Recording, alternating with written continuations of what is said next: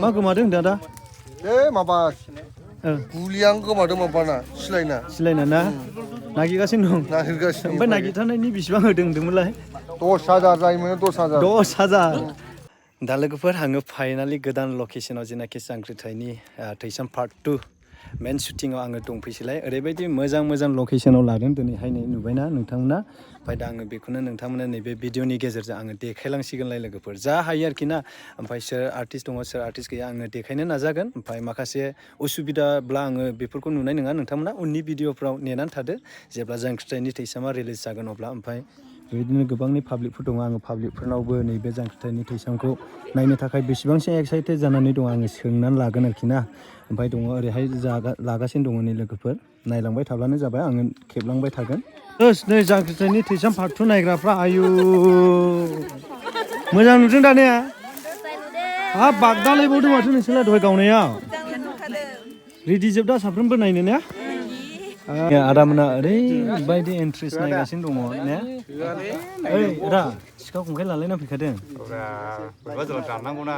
एसे गोसोफोरखौ माबायदि मोनदों नायगोन ना नाया नायजागोन बर'नि माबा कालसार हिसाबै ओमफ्राय फिल्मखौ नायनायाव नोंसोर माबायदि मोनदों इदिनो दालाय नायनानै माबायदि जागोनथाय सानदों गोसोफ्रा गोसोआव ना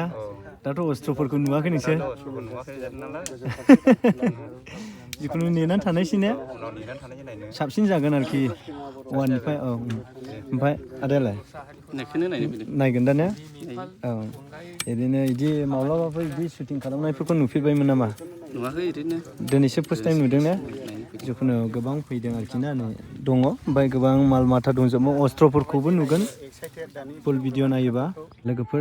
शुटिंआ स्टार्ट जागासिनो दङ ओमफ्राय मेन आङो स्क्रिप्टखौहाय नोंथांमोननि गेजेराव खेबनाय नङा जास्ट ओरैनो शुटिंआव फैग्रा बायदिसिनाफोरखौ सोर आर्टिस्टफोर दं बेखौ आं खिन्थागोन ओमफ्राय माखासे आर्टिस्टफोरखौ देखायनाय जानाय नङा नोंथांमोना जेब्ला केसेटआ रिलिज जागोन अब्ला नेनानै थाब्लानो जाबाय अब्लानो सोर दं आर्टिस्टफोरखौ नुगोन ओमफ्राय आंजों लोगोसे नै एसके बड' ब्लग दं ओमफ्राय जोंनि आदा मिलन दङ सिनायखायो नोंथांमोना बिथांखौथ' लास्ट एन्डआवहाय बमा होफुनाय गावफ्रुलायनायाव नुदों ओमफ्राय आदा नों दा जांख्रिथायनि थैसामनि बागै मा बुंनो सानो बिदिनो ससे पाब्लिकनोहाय जांख्रिथायनि थैसामाथ' ओरैबायदि सिगां जा पार्ट 1आवमोन बेनिफ्राय ओरैबायदि साबसिन जागोन आइजेंफ्राबो साबसिन फैदों आरो हेलिकप्टार बाहायगोन खोनाखाबाय बिराद मोजां आरो आर्टिस्टफ्राबो दा जिखुनु वाननिफ्राय एकदम ओमफ्राय बिराद साबसिन आरो दा आदायाबो दङ दे एनेबो रल दंबावो जांख्रिथायनि थैसामा जेरै वानाव दंमोन बेबायदिनो टुआवबो दंबावो आदाया मा रलाव मोन्दों देग्लाय रला दा बुंथ'नो हाला उनाव नायब्ला बुजिसिगोन अके खोनाखाबाय ओमफ्राय आङो दिनै मेन शुटिं माने लकेसनाव दंफैयोलाय बे लकेसनखौनो आं नोंथांमोननो देखायगोन आरोखि ना माने मेनलि रियेलिटि स्क्रिप्टखौथ' नोंथांमोना नुनाय नंखाया ओमफ्राय एसे माने डाइरेक्टरफोरनि खोथा थायो बेवहाय ओमफ्राय जोङो एसकेआ मा बुंनो सानो ब्रादा माला रिलिज जायो सानदों आङो मैयाहाय आं सोंदोंबो नोंथांमोना निस्सय आंनि चेनेलाव नायदोंब्ला नुखादों मालासिमाव रिलिज जागोन दा दानिफ्रायनो बिराद एक्साइटेड जाबाय आरो आं आनैमोन जांख्रिथायनि थैसाम पार्ट 2 खौ नायनो थाखाय बेसेसिम एक्साइटेड जानानै दङ एसे खोन्थाना हरदो गोसो दङ जों नायनोहाय माब्ला ओंखारगोन ने माब्ला ओंखारगोन मोजां नुनायखाय जोंनि बर'नि नालाय एसे रिलेटेड जाहैबाय ने गावबा गावनिखौ ओमफ्राय बिदिनो जांख्रिथायनि थैसाम जेब्ला पार्ट 1 ओंखारदोंमोन अब्ला आनैमोना नायदोंना नायाखैमोन नायदों जों जोबोद नायदों मोजां मोनदों वाननिख्रुइ 2 खौ एसेब्लाबो साबसिन जागोन सानो ने अके थेंक इउ आनै नायगोन ना नाया नायो दा माबायदि एक्साइटेड जानानै दङ मिनिजोब्बाय दे नानिमोना आं देखायगोन दे माने जोंनि नैबे बड'लेण्ड लाबोग्रा सारमोन दै दायो ओंखाम जागासिनो दङ नायदो नै मा ओंख्रि जाखो आदा अमा बेदर ओमफ्राय सबाय आलु ओमफ्राय खाख्लौखौ मा होनोमोनलाय र' अबेबा साइडआव आलदा नुलै जोगोनार ओमफ्राय पापर गोदोनि एसे फिलिंसफ्रा फैदों दा जाबोनायफ्रा हाग्राफ्राव बावगोन र' आदा बेगावदों नोंथ' देन्जार इदि हाग्राफ्राव ओंखाम जाबोखादों दा गोदो देन्जार दङलै नै जाना होदो दा एसे शुटिंआ माने जोबनानै एसे ओंखाम जाबाय नै जायै नै जोङो बिनानाव एक्ट्रिसाबो ओंखाम जाबाय ओमफ्राय नानि इदि दुब्लियाव ओंखाम जानाया माबायदि इन्ट्रेस्ट नाङो एसे खोन्थाना हरदो बिराद मोजां मोनो फिलानो मोनसे बेलेग फैयो आरो बेलेग फैयोना बर' हारि औ मोनसे जयै मोनसे माबा जादों मादों औ इन्ट्रेस्ट बेलेग फैयो माने औ बेलेग फैयोना फोरमायनो रोंला ओमफ्राय गोथाव दा ने बिराद गोथाव ओमफ्राय नोंनि सुटना जोबखांबाय नोंनिया ना दंबावो दिनै मोनसे दंबावो दंबावो ने औ ओमफ्राय ओरैबायदि खानाय दिनै लकेसनफोरखौथ' नोंथांमोना नुखाबाय माने आलदा फिल आरो ना नै ओमफ्राय बिनि गेजेरावनो माबायदि मोनदों लकेसनफोरखौ एसे लकेसनाथ' बुंनो नांला एकदम मोजां लाइक मोनसे फ्रेश एयार होननाय बेवहाय मोनफैयो आरोना सुख सान्ति जेनेबा नेटवर्कबो नाङा बेवहाय ओमफ्राय सान्ति फिलिं फैयो आरो जेनेबा मबाइलनिफ्राय गोजान गावजों गाव रायलायबाय थानाय मिनिलायबाय थानाय थ' मोजां नेचार लाइक फ्रेश एयार मोनदों बेवहाय टाउननिफ्राय खुनखा बिराद मोजां आरो जिखुनु नुगोन बिनानावनि एक्टिं खालामनायफोरखौबो ओरैबायदि पारफेक्ट ना दासिमथ' ओरैबायदि जाखांफुनाय जोंनि ओरैबायदि फेमास आरोखि ना बिनानावा जोङो ओमफ्राय दानि जिनाखि बर'नि जांख्रिथायनि थैसाम ना बेयावबो नुबावगोन एखे रलावनो ओमफ्राय नोंथांमोनाथ' नुखादों बिनानावनिखौनो ओरैनो स्क्रिप्टखौ आं खोन्थाहरजोबलै ओरैनो जास्ट जेरैबायदि नुदोंमोन ओरैनो नुलांबाय थागोन स्क्रिप्टफोरखौ जुदि खिन्थायोबा नोंसोरनो एक्साइटेड जानाय नङा नायनोहाय जानाय नङा औ बेखायनो आङो खोन्थालायला सेक्रेट ओमफ्राय उनावहाय नायबानो जाबाय फुरा नोंसोरो गाबगोन ओमफ्राय जोंनि बर' हारिनि लाइक माबा दङ आरो बेवहाय स्ट'रिसफोर दङ जे जाथाय जाबोनाय गासिबो रियेलिस्टिकआनो ओमफ्राय बयबो मोजां मोनो नायबानो जाबाय माने नोंथांमोना बुंहरदोंना सानफ्रामबो फिल्मनि माबा आपडेट होबाय था शुटिं खेबनायफोरखौ होनदों नालाय आङो नै देखायदों बिनानावमोनानो बे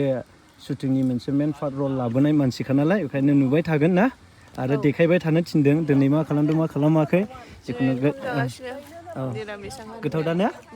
दे गोजोननाय थाबाय दा जाजोब्बाय नै ओरैहाय ओमफ्राय नोंलाय जों बिदि मोनजाफेराखैदां गोदोहाय हाग्रायाव बिसोरबायदि आदामोन बायदि हाग्रायाव ओंखाम जानायाथ' जोबथा खस्थ' जाहैबाय थैनो गिग्रा बेबो मोनसे आंबो इसोर लांफैखाबायमोनरा बिमा बुरै दं दा अननानै थाङाखिसै आं थांबाय बिदिसो जादों ने खायनिया जिखुनु जानानै लाग्रोनायसै लोगोफोरनो एसे ओंखाम जानानै लाग्रोनायसै नायदो सोर सोर दङ सोरबाबा दङ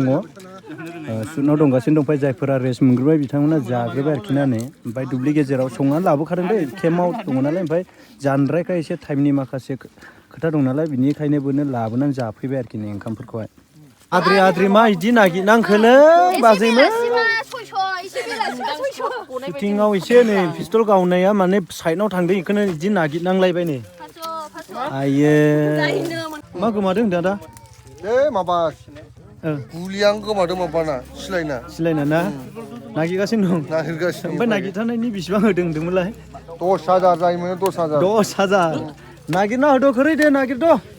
10,000 होखायोनो नै मोनबायथाय लागाव औ फैसायाबो दंखायो नै नगद होगोन 10,000 दाइरेक्ट शुटिं जागासिनो दं ओमफ्राय नैबे हिन्जावफोरा एसे रिएक्सन जायोना जाया आं नायहरनि दे लोगोफोर एसे नायदो नै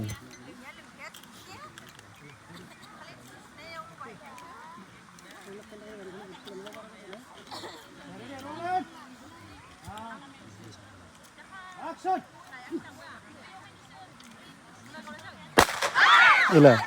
पार्टआव मारदों दा नै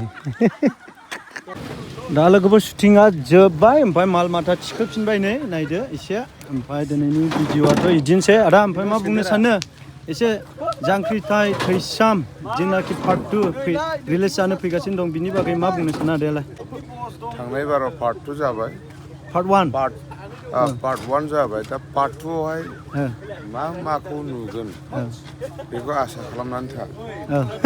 जानायनि सिगांथ' बुंनानै लाब गैया माने सारप्राइजसो जानांगौ गासैखौबो बुंजोबोबाथ' मोजां नुनाय नङा बेखायनो आंबो बुंथ'नाय नङा जिखुनु खारन माने शुटिं जानायनि उनाव नै दिनैसो फार्स्ट टाइम नायफैदों ओमफ्राय ओरैनो आदा बे फिल्मा बर' हारिजों माबा मोनसे रिलेटेड जागोन नामा एसे दङ दानिया दं निस्सय दङ ने दङखायनो बयबो अनसायदों आरो माने जों प्रेक्टिकेल नैबे भुटान हाजोजों नांजाबनायाव जे शुट खालामबाय थादों बेयो जारिमिनारि मोनसे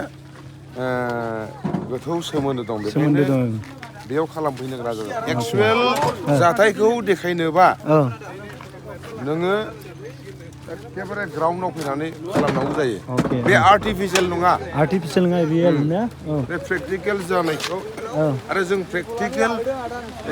एनडिबियानो दिनै बेबायदि थायोमोन बेखौ इन्डिभिजुवेल सोरबा सासेया सोरबा जनसाधारन पाब्लिक मानसिफ्रा एक्टिं बा गासैखौबो खालामनो हाया बेखायनो जारिमिनजों सोमोन्दो गोनांबा बे फिल्मा नोङो गावनो एक्टिभ जानायजों लोगोसे जों एनडिबिखौ लानानै बे सावथुनखौ बानायनाय जादों दा जोङो गाव बेवहाय देखायनो गोनां जादों थेंक इउ आदानिसिम दा लोगोफोर नोंथांमोना खोनाखाबाय बे फिल्मा मोनसे बर' हारिजों मोनसे रिलेटेड थानाय एबा एनडिबि हान्जाजों मोनसे रिलेटेड थानाय बेनिखायनो जाखिनि आङो नोंथांमोननि गेजेराव आं देखायबाय जास्ट एसे ओरैनो लकेसनल' मानो होनब्ला स्क्रिप्टखौथ' आं बुंबाय थादों बिदिनो आङो जा हायो नोंथांमोननि गेजेराव देखायबाय थागोन आरो देखायलांबाय थागोन फिल्मा अनेक गोबां दंबावो गावलायनाय देख्रुबलायनाय उरायहोलायनाय माने साउथ सिस्टेमसोखा नालाय दा नै सिस्टेमफ्रानो नायदो आलदा जाखागोन नालाय एसे जांख्रिथायनि थैसाम होनाय लोगो लोगो आरोखि ना दा लोगोफोर बायबाय उननि भिडिअआव लोगो मोनफिनगोन बेखिनियाव एसेयावनो दोनथ'नाय जाबाय जोङो नै बियो मुम्बाइनिफ्राय अस्त्र माल साप्लाइ लाबोग्रा इयो नैबे बोराया ओमफ्राय जिखुनु दा नेनानै थादो आरोखि जांख्रिथायनि थैसाम पार्ट 2 खौहाय लोगोफोर हो बाय